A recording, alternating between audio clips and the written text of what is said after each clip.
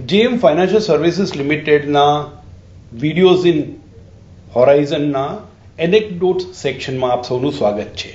ગુજરાતીમાં એક સુંદર કહેવત છે, બાપ તેવા બેટા ને વડ તેવા ટેટા. મા બાપના અમુક લક્ષણો, એમના અમુક ગુણો એ સામાન્ય રીતે સંતાનમાં પણ આવતા હોય છે.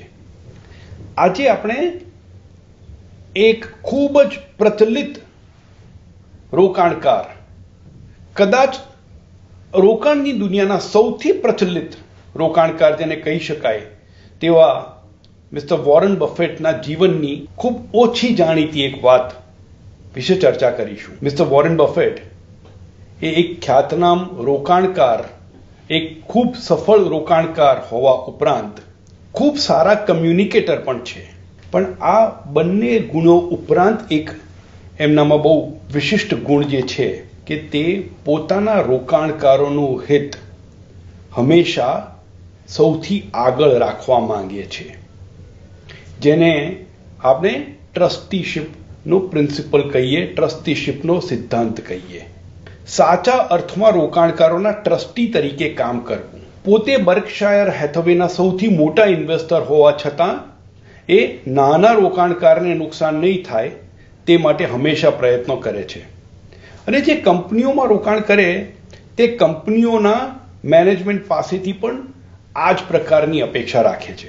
કોર્પોરેટ અમેરિકામાં એક ખૂબ ચર્ચિત મુદ્દો જે છે તેને એક્ઝિક્યુટિવ કમ્પન્સેશનનો મુદ્દો કહેવાય છે, અથવા કોઈ પણ કંપનીનું જે મેનેજમેન્ટ છે, ટોપ મેનેજમેન્ટ, તેના કમ્પન્સેશન, તેના પગાર, ભથ્થા, બોનસ, ઇન્સેન્ટિવ, આ બધું મળીને એને નાણાકીય ફાયદો શું થઈ રહ્યો છે.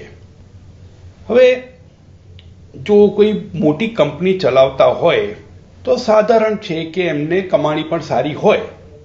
હવે એમાં કંઈ નવાઈ ના હોવી જોઈએ કે જે પણ વ્યક્તિ કોઈ મોટી કંપનીનું વહીવટ કરતા હોય, સંચાલન કરતા હોય, તેની કમાણી પણ વધારે હોય.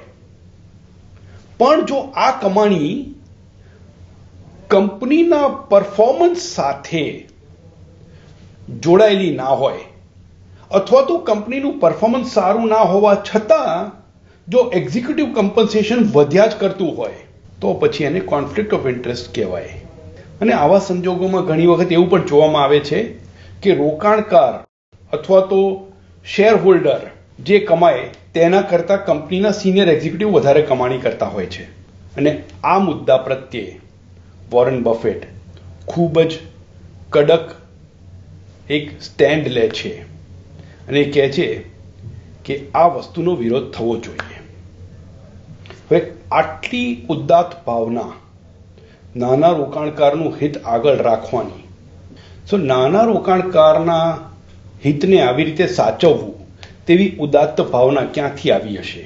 અને એટલા જ માટે આપણે જે કહેવતથી શરૂઆત કરી, બાપ તેવા બેટા ને વડ તેવા ટેટા, અમારું માનવું છે કે વોરન બફેટના પિતાજી હાવર્ડ બફેટ, તેમનામાંથી કદાચ આ ભાવના વોરન બફેટમાં આવી હોય. હાવર્ડ બફેટ એ યુએસ કોંગ્રેસમાં એક સેનેટર હતા અને એ જ્યારે સેનેટર હતા તે વખતે ત્યાં પાર્લામેન્ટમાં એક બિલ રજૂ કરવામાં આવ્યું કે જેટલા કોંગ્રેસમેન હતા તે બધાના પગારમાં વધારો થાય. મિસ્ટર હાવર્ડ બફેટે આ બિલનો વિરોધ કરતા કહ્યું કે જે વખતે ચૂંટણી થઈ તે વખતે મારું જે કોંગ્રેસના સભ્યોનું જે કમ્પન્સેશન હતું તેના કરતાં હું $1 પણ વધારે નહીં લઉં, કારણ કે મારી ચૂંટણી તે વખતની શરતોના આધારે થઈ છે અને તે શરતના આધારે આવ્યા પછી મને મારું કમ્પન્સેશન વધારવાનો કોઈ અધિકાર નથી. આ જે ભાવ છે એ જ વોરન બફેટના સામાન્ય વહીવટમાં, સામાન્ય વ્યવહારમાં જોવા મળે છે. મ્યુચ્યુઅલ ફંડમાંના રોકાણો બજારના જોખમોને આધીન છે. સ્કીમથી સંબંધિત બધા દસ્તાવેજો કાળજીપૂર્વક વાંચો.